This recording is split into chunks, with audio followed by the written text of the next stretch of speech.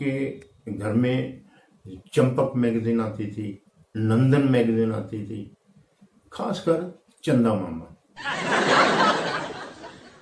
और ये कौन लाता था, ये कौन दिखाता था वो वाली मैगजीन आपको?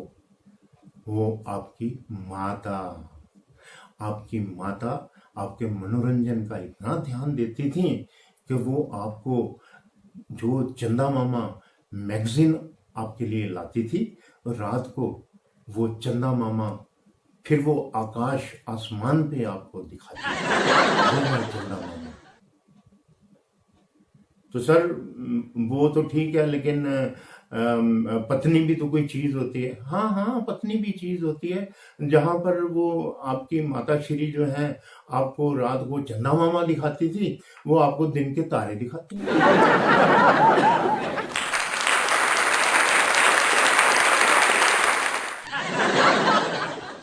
ज्ञान वो होता है जो आपके पास है, मुझे बता देंगे तो वो मेरे लिए ज्ञान होगा, और जो मेरे पास जो विषय है उसके बारे में जानकारी है, मैं आपको बता दूंगा तो आपके लिए ज्ञान हो जाएगा।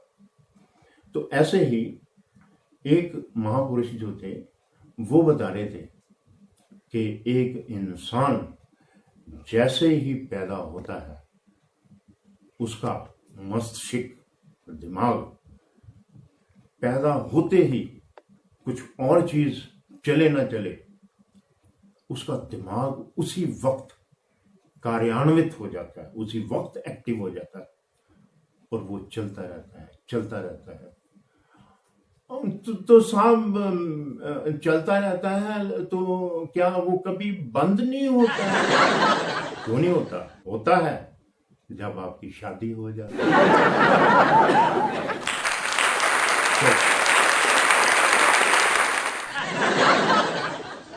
चित्र प्रदर्शनी चल रही है, लोग भी देख रहे हैं, मंत्री भी वहां पर देख रहे हैं, और जहां जहां जाते थे तो उनकी टीम भी उनके पीछे पीछे चल पड़ती थी। तो एक खास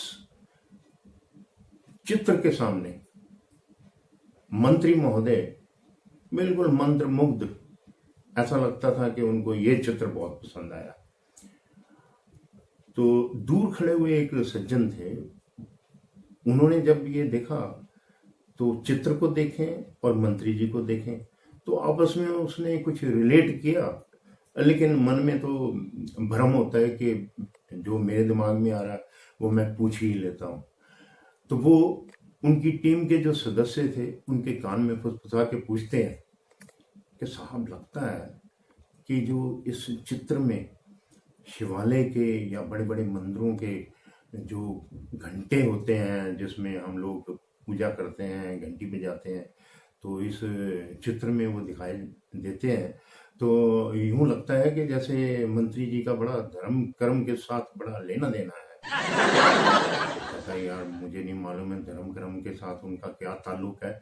मैं तो ये जानता हूँ कि मंत्री महोदय जो है इस वक्त ये दिखाना चाहते हैं कि उन्होंने पिछले 7 साल में जो किया वो इसी चित्र में है।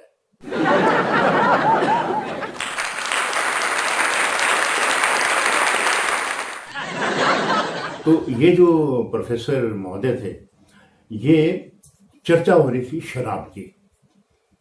अब वो और उनका इस वक्त शराब के प्रति जो लाभ होते हैं वो गिनवा रहे थे।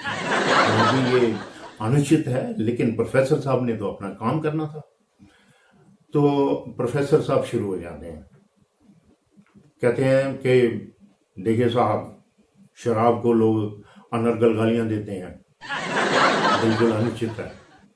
अगर मैं फायदे गिनाने शुरू कर दूं तो अभी लंबी कतारें शुरू हो जाएंगी।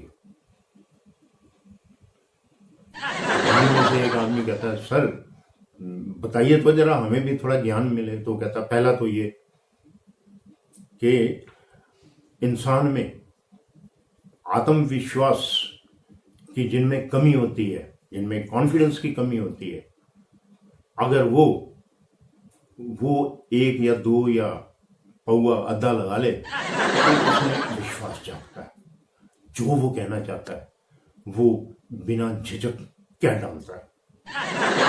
नंबर 2, इंसान दिलदार बन जाता है, उसको डर नहीं लगता। वो फिर ऐसा लगता है कि जैसे 1.25 लाख से एक लड़ाऊं।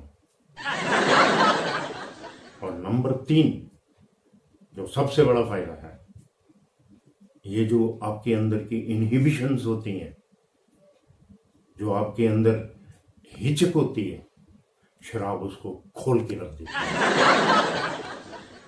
जैसे किसी को नृत्य नहीं करना आता और आपके मेहमानों से हॉल पूरा खचाखच भरा हुआ है, लेकिन आप उनके सिर्फ 2 ढक्कन नीट पिला दें, तो भाई साहब वो ऐसा डांस करेंगे कि माइकल जैक्सन भी क्या करता होगा।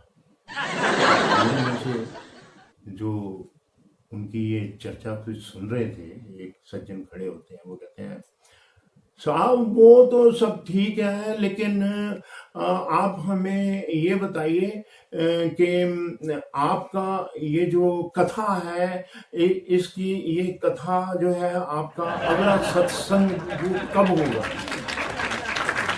नंबर 1 भाई, ये सत्संग नहीं है, तो आप क्यों पूछना चाहते हैं कि अगला कब होगा। ये तो मेरी क्लास चल रही है, फिलॉसफी की क्लास है ये। कहता नहीं साहब, हमारी जो क्लब है, हमारी पत्नियां जो है वो डंडा लेके बेलन लेके हमारे पीछे पड़ी रहती हैं। हम तो सिर्फ इतना चाहते हैं, हमारी पत्नियां बेशक हमें वो आदर ना दें, परंतु हमारी बोतल को तो पूरी श्रद्धा और आदर मिले।